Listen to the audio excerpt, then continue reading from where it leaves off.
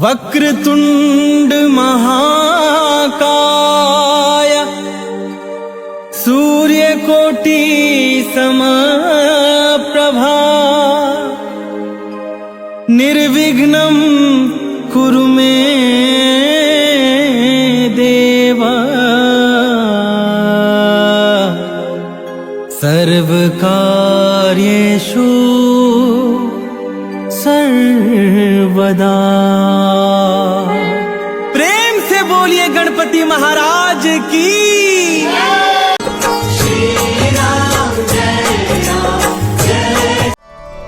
गुरुर्ब्रह्मा गुरुर्विष्णु गुरुर्देवो महेश्वरः गुरुः साक्षात् परब्रह्म तस्मै श्री गुरवे नमः।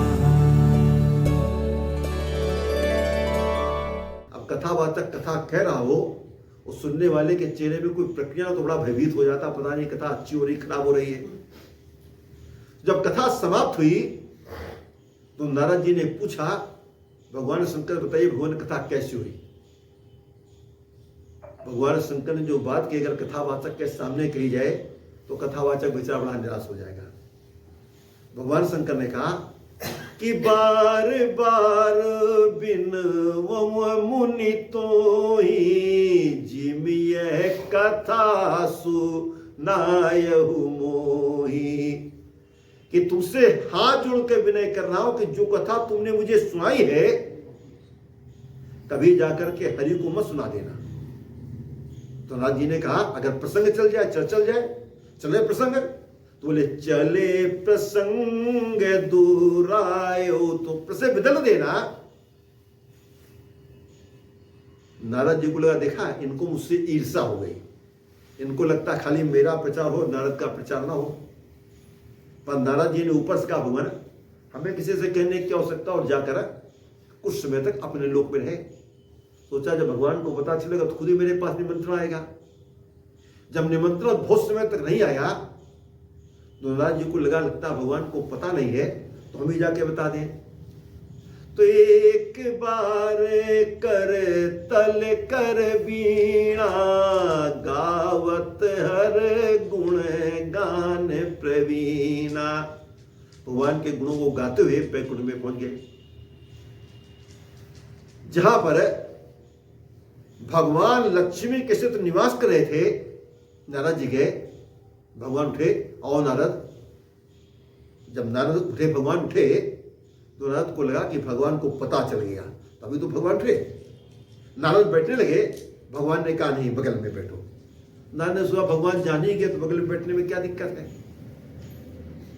भगवान ने कहा नारद बहुत दिन बाद आए, कोई नए समाचार है?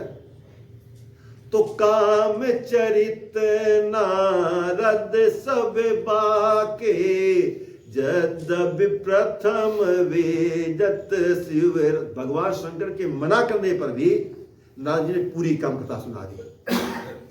भगवान शंकर ने कहा मुनिवर अब तो खाली आपके नाम से काम मार सब के सब नष्ट हो जाएंगे। नारद पहले भगवान के नाम से नष्ट है तो अब मेरे नाम से नष्ट हो जाएंगे।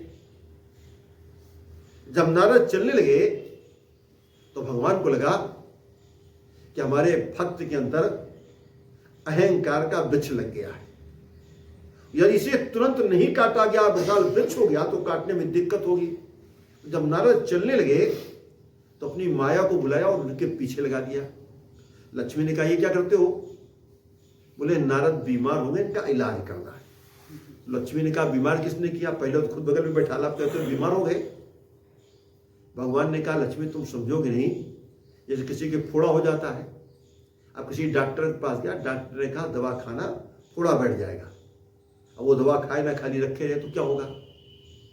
जब थोड़ा फिर बड़ा हुआ तो दूसरे डॉक्टर के पास जाता है, तो डॉक्टर ने कहा भाई दिखाया नहीं दवा खाई? बोले दिखाया तो पर दवा नहीं खाई। तो डॉक्टर ने कहा अब तो इसका चीरा लगाना पड़ेगा, ऑपरेशन होगा। तो बोले कर दो। तो बोले अभी कच्चा थोड़ा और पक जाए तब ऑपरेशन करेंगे। तो पहले नारद भगवान शंकर रूपी डॉक्टर के पास गए, डॉक्टर ने दवा दी कि बैठ जाएगा। जब नहीं बैठा, दवा नहीं खाई, तो विष्णु रूपी डॉक्टर के पास गए। तो तो भाई बोले इनको पक जाने दो। जब पकाने के लिए पीछे पीछे लक्ष्मी को भेजा तो नारद गए तो एक उनको बगैर में माया में नगर दिखाई दिया। अब नारद चूंकि भगवान की माया से ग्रसित थे, उनको सोचना है कि जब मैं पहले आया तो नगर था ही नहीं, अब कहां से आ गया। लोगों से पूछा कि यहाँ कैसा उत्सव हो रहा है। लोगों ने बताया कि यहाँ का राजा जो शीलनिधि है उसके पुत्री विष्णुमोहिनी का स्वयंवर है।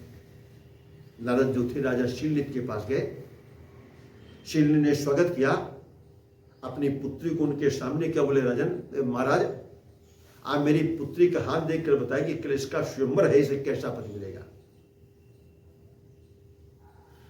तो राजा शीलनिधि ने कहा कि आप इसका हाथ देखो। नारद ने क्या देखा, देख रूप मुनि विरत विचारी। तक उसका रूप देख करके नारद भूल गए और खाली उसके रूप को देखते रह गए।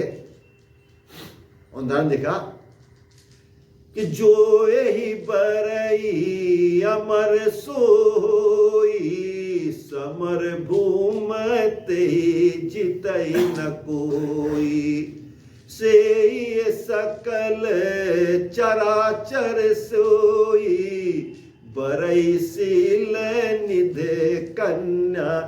तो कहा कि राजा शील कन्या जिससे विवाह होगा, तो नारद ने इसका अर्थ लिया कि जिससे विवाह होगा वो अमर हो जाएगा, अजय हो जाएगा। जबकि अर्थ था कि जो अमर है, जो अजय है, सबका सहित वो उसका पति होगा।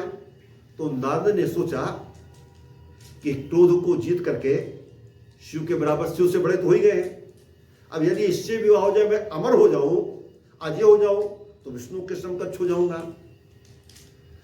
तो जितनी बात थी वो तो अपने मन में रखी और मन से बता करके राजा